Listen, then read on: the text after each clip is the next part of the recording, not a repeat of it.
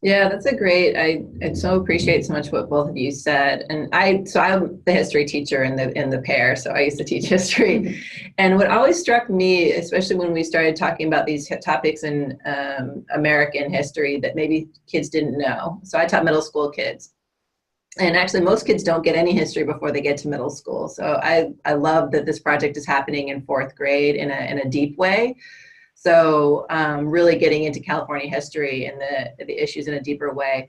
But I was always struck when I started talking with my kids about parts of history that they didn't, maybe they didn't know. So the first place that's coming to mind right now is Columbus, right? So we talk about Columbus and kids grew up with this idea that Columbus was this great guy. And I start the year with like, and actually here's the backstory. Here's what actually happened. Here's what happened to the Taino people that Columbus first encountered. Here's what the policies were. And there was almost this feeling from my kids of betrayal, that what they understood about the world, what they understood about society was really different than what the reality was. And, you know, I had older kids, so we could go a little bit deeper faster, but I'm just wondering how your kids' sense of the world or of, yeah, kind of not necessarily the ugliness, but like the deeper truth of where we're at as a country and some of the issues we're facing. How has that changed and how do you help them navigate that? Okay, I'll take this one. I always joke that Griff is 1/3 Jewish, 1/3 Korean, and 1/3 hall monitor. So he has a very strong sense of what's right and what's wrong. I think he has this need for justice and this need for things to be fair and lined up. And much like some of his parents, he may have that at times too much. And we have to learn that in the world you want to strive for these things, but they don't always happen as quickly as you want them to. So I think this process of doing the play and then followed by coming up with a law and a bill that you wanted to present in Sacramento really speaks to the fact that, yeah, you may want to evoke change, but it may not happen as fast as you want it to. And what do you do with that? How do you stay determined? How are you so proud of a photo of a president on a bus and then at times embarrassed about another president? And how do you play the long game? Yeah, that's great. I like long game. How do you play the long game? Yeah.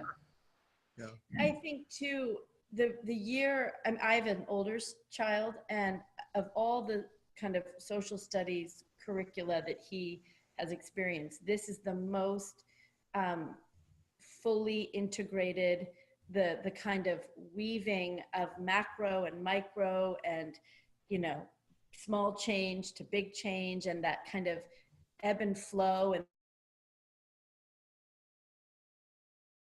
the inflating and deflating of all of that is so fourth grade year. And I think one of the interesting things in response to your question is kind of addressing with your child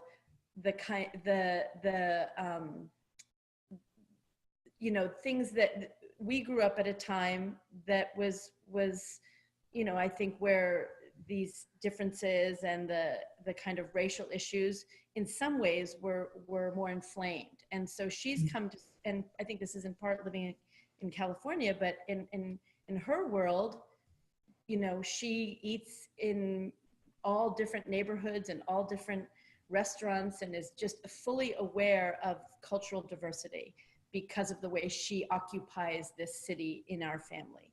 And they're all different types of families, different races, same-sex parents. I mean, all these things that are really kind of normal as we want them to be, but then learning that they weren't always normal. So these things that I wouldn't use the term, I wouldn't say she takes them for granted, but I think, for a certain, to some degree, it seems like a given. And having to kind of go through the process of, or watching them learn that what they think is a given wasn't always a given is a really interesting process, I think, as a parent to witness. And I think that is equipping them also for now, that things that you think just are because they aren't. And the work that it took to make it feel like a given, requires so much time and so much energy and so much commitment on so many different levels. So it's not that she's disillusioned or disenchanted, but I think she and they probably are taking in all this stuff, and maybe on some subconscious level they're understanding that their responses might someday make certain things seem like a given. Yeah. And also understanding the way these things in history kind of go away and come back, and you have to always be kind of ready for a shift in the tide. And I think this curriculum equips them or begins to give them tools to deal with that, for sure.